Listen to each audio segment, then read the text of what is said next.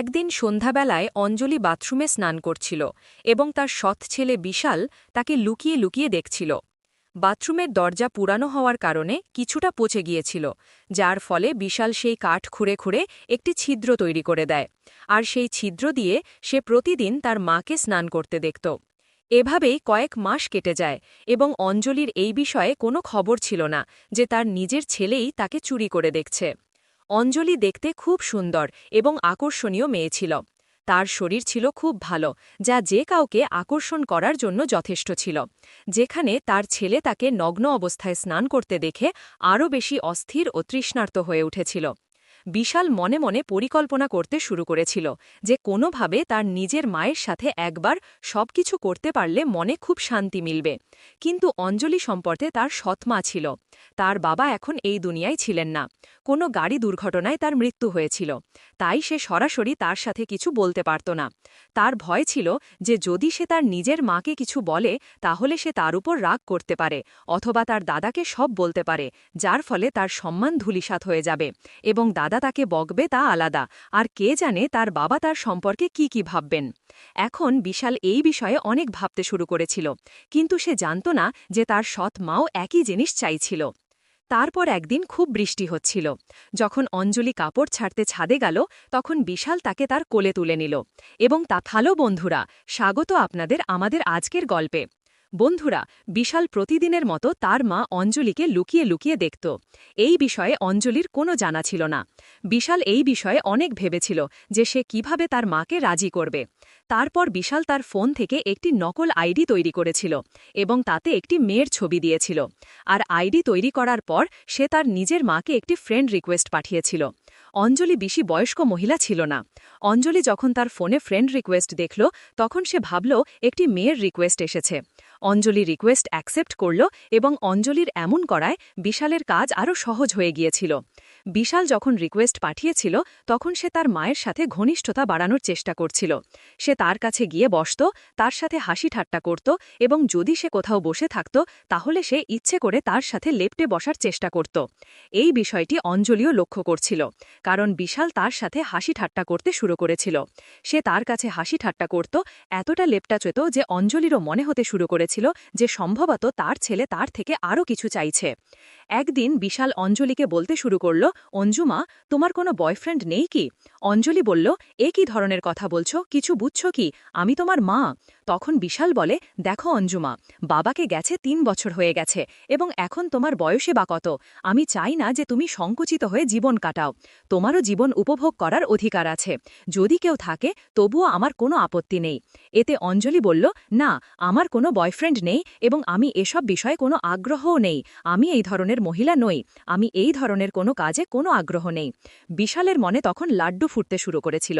সে ভাবতে শুরু করেছিল যে যদি তার কোনো বয়ফ্রেন্ড না থাকে তাহলে তার ভেতরের ইচ্ছাগুলো নিশ্চয়ই জাগ্রত হবে। কিন্তু তবুও সে অজানা হওয়ার অভিনয় করতে শুরু করল এবং বলল, অঞ্জুমা, যদি কেউ থাকে তুমি আমাকে বলে দাও, আমি কাউকে কিছু বলবো না। তুমি আমাকে তোমার বেস্ট ফ্রেন্ড মনে করতে পারো। এখন তুমি এটা মনে করো না যে আমি তোমার ছেলে। তুমি আমাকে তোমার বন্ধুই মনে করো, তোমার দোস্ত মনে করো। অঞ্জলি বলল, না না বিশাল বেটা, আমার কোনো বয়ফ্রেন্ড নেই এবং আমি এই ধরনের কাজ করি না এবং কখনো করবও না। বিশাল তার পরিকল্পনায় লেগেছিল এবং এখন সে অঞ্জলির কাছে সেই মেয়ের আইডি থেকে মেসেজ করা শুরু করল। এখন এদিক থেকে মেয়ের মেসেজ আসলে অঞ্জলিও মেসেজের হাই হ্যালোর রিপ্লাই দিল। কিন্তু অঞ্জলি কি জানত যে তার নিজের ছেলেই তাকে মহিলা সেজে কথা বলছে এবং আগামীতে তার সাথে কি হতে চলেছে। বিশাল অঞ্জলির সাথে মেসেজে কথা বলতে বলে, তোমার কোনো বয়ফ্রেন্ড আছে কি এবং তুমি কি কখনো কারোর সাথে সম্পর্ক স্থাপন করেছ?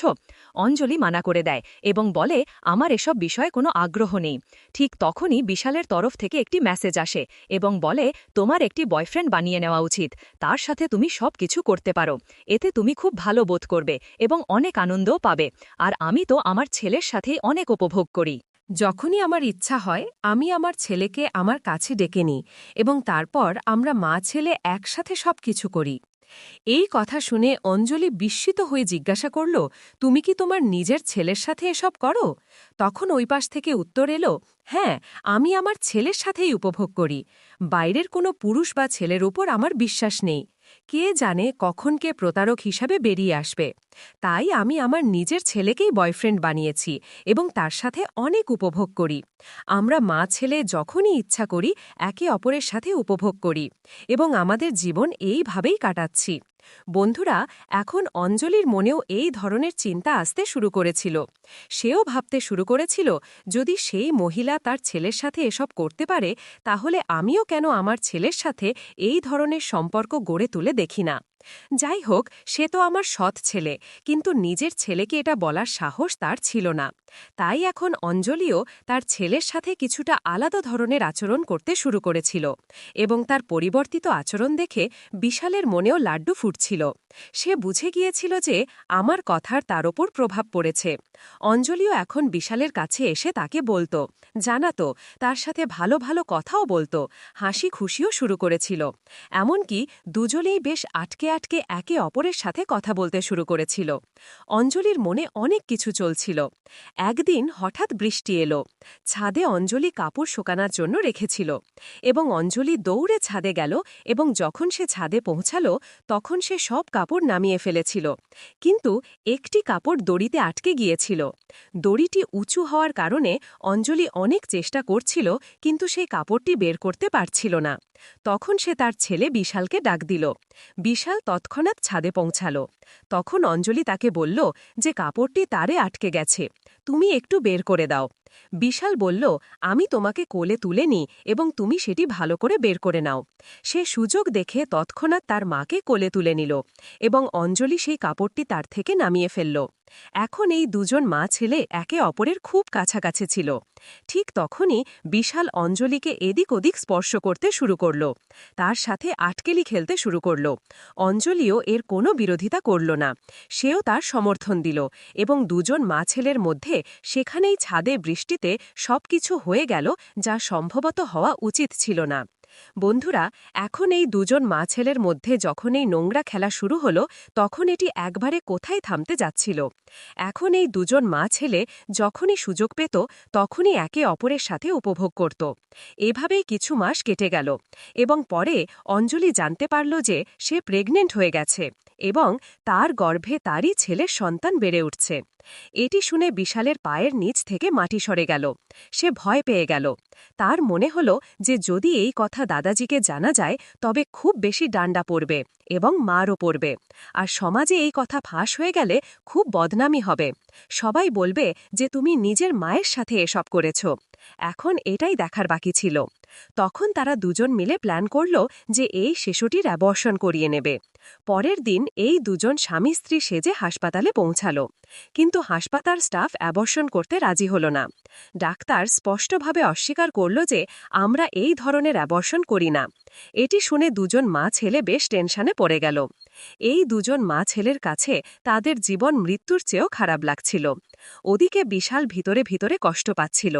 তার মনে হচ্ছিল যে যদি এই কথা সবাই জানতে পারে তবে সমাজে তার ইজ্জত নষ্ট হয়ে যাবে এবং সে কারো সামনে মুখ দেখানোর যোগ্য থাকবে না। কোনোভাবে আমাকে আমার ইজ্জত বাঁচাতেই হবে। এখন এই লোকেরা একে একে অনেক জায়গায় চেষ্টা করল। যতদূর তাদের পরিচয় ছিল সেখানে তারা চেষ্টা করল, কিন্তু অ্যাবর্শনের জন্য কোনো হাসপাতাল রাজি হল না। যেখানেই তারা যেত প্রতিটি হাসপাতাল বলতো যে তুমি অন্য কাউকে নিয়ে এসো, তোমার বাড়ি থেকে কোনো সিনিয়র বা বড় কাউকে নিয়ে এসো। দিন কেটে যেতে লাগল। বিশাল এখন মনে মনে খুবই বিরক্ত হতে শুরু করেছিল এবং রেগে যেতে শুরু করেছিল।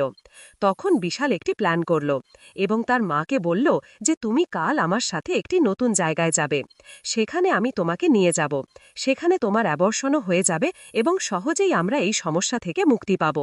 অঞ্জলি পরের দিন বাড়ি থেকে পার্লার বলে বেরোল। কিছুক্ষণ পর বিশালও কলেজ বলে বেরিয়ে গেল। কিছু দূর গিয়ে দুজন মা ছেলে মিলিত হল। বিশাল অঞ্জলিকে বাইকে বসালো এবং তাকে জঙ্গলের দিকে নিয়ে যেতে লাগল। যখন তারা জঙ্গলের দিকে যাচ্ছিল তখন অঞ্জলি তাকে জিজ্ঞাসা করল যে এই পথ তো জঙ্গলের দিকে যাচ্ছে, আমরা কোথায় যাচ্ছি?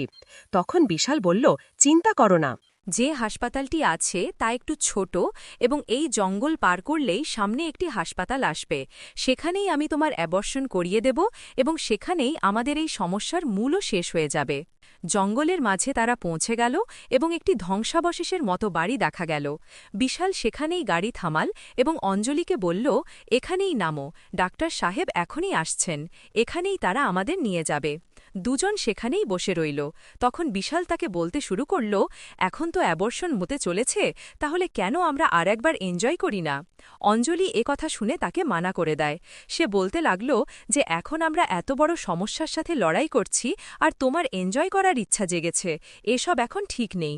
কিন্তু বিশালের জিদের সামনে অঞ্জলিও হার মানল এবং এই দুই মা ছেলে সেখানেই ধ্বংসাবশেষে একে অপরের সাথে এনজয় করল। এনজয় করতে করতে বিশাল তার পিছনের পকেট থেকে কিছু বের করে অঞ্জলির মাথায় কয়েকবার মারল, যার ফলে অঞ্জলির মৃত্যু হল এবং সে অঞ্জলিকে সেখানেই কবর দিল।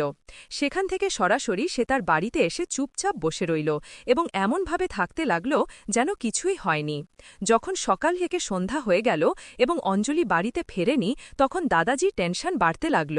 তিনি জিজ্ঞাসা করতে লাগলেন, বিশাল, তুমি কি অঞ্জলিকে দেখেছ? অঞ্জলি এখনও কেন ফেরেনি? একটু খোঁজ করো। তারপর সব জায়গায় অঞ্জলিকে খোঁজা হলো, কিন্তু সে কোথাও পাওয়া গেল না। ধীরে ধীরে দিন কেটে গেল, পুরো রাত কেটে গেল, কিন্তু অঞ্জলির কোনো খোঁজ পাওয়া গেল না। তখন পরের দিন দাদাজি পুলিশের কাছে গিয়ে রিপোর্ট করলেন। তখন পুলিশ তাদের তদন্ত শুরু করল। পুলিশ অঞ্জলির পার্লারে গিয়ে খোঁজ নিল। অঞ্জলি সেই দিন পার্লারে আসেনি। পুলিশ তো পুলিশই, তার সন্দেহ সবার ওপর হয়। পুলিশ বিশালের কলেজে গিয়ে জিজ্ঞাসা করলে জানা গেল যে সেদিন সে কলেজে আসেনি। তখন বিশালকে জিজ্ঞাসাবাদ করা হলো যে তুমি সেদিন কোথায় গিয়েছিলে? তখন বিশাল বলল, আমি কলেজ পর্যন্ত গিয়েছিলাম, কিন্তু আমি ফিরে এসেছিলাম, আমি কলেজের ভিতরে যাইনি। পুলিশ তাকে বেশ কঠোরভাবে জিজ্ঞাসাবাদ করল, কিন্তু সে তখনও ভেঙে পড়ল না। তাই পুলিশের ধারণা হল যে হতে পারে এতে সে জড়িত নয়। ধীরে ধীরে এই বিষয়ে অনেক সময় কেটে গেল, কিন্তু কেস এখনও কোনো সিদ্ধান্তে পৌঁছাতে পারেনি। তারপর একদিন অঞ্জলির বাবা সম্পর্কে তথ্য সংগ্রহ করতে চাইলেন। তখন পুলিশ এই কেসকে নতুনভাবে দেখতে শুরু করল এবং অঞ্জলির পুরনো থেকে পুরনো সোশ্যাল মিডিয়া অ্যাকাউন্ট খুঁজে বের করা হল এবং সোশ্যাল মিডিয়া অ্যাকাউন্টে একটি নতুন আইডি পাওয়া গেল, যে আইডি থেকে বিশাল তার সাথে মহিলা সেজে কথা বলত। তার আইপি অ্যাড্রেস থেকে বিশালের খোঁজ পাওয়া গেল যে এই আইডি বিশাল চালাচ্ছিল এবং সে নিজের মায়ের সাথে এইভাবে সোশ্যাল মিডিয়ার মাধ্যমে কথা বলছিল। পুলিশ তৎক্ষণাৎ তাকে গ্রেফতার করল। বিশালকে গ্রেফতার করার পর যখন পুলিশ তাদের পদ্ধতিতে তাকে জিজ্ঞাসাবাদ করল এবং কঠোরভাবে এগিয়ে এলো, তখন বিশাল পুরো ঘটনা পুলিশের সামনে বলল এবং কথা শুনে তার দাদাজি এবং অঞ্জলির বাবার পায়ের নিচ থেকে মাটি সরে গেল যে এই দুই সগোত্র মা ছেলে একে অপরের সাথে এই ধরনের কাজ করছিল। এবং যখন মা প্রেগনেন্ট হয়ে গেল, তখন সৎ ছেলেই মাকে মেরে ফেলল এবং তাকে কবরও দিল। বন্ধুরা, এই গল্পের উদ্দেশ্য কারও অনুভূতিতে আঘাত করা নয়, কোনো ধরনের অনৈতিকতা বা অশ্লীলতাকে উৎসাহিত করা নয়। এই গল্প একটি বার্তা হিসাবে সমাজকে সচেতন করার জন্য বলা হয়েছে, যাতে মানুষের মধ্যে সচেতনতা ছড়িয়ে দেওয়া যায়, মানুষ যাতে জানতে পারে যে সমাজে কী ধরনের অপরাধ ঘটছে। তাহলে বন্ধুরা, আজকের গল্প কি কেমন লাগল? যদি ভালো লাগে তাহলে দয়া করে ভিডিওটি লাইক করুন, কমেন্ট করুন এবং চ্যানেলটি সাবস্ক্রাইব করতে ভুলবেন না। ধন্যবাদ।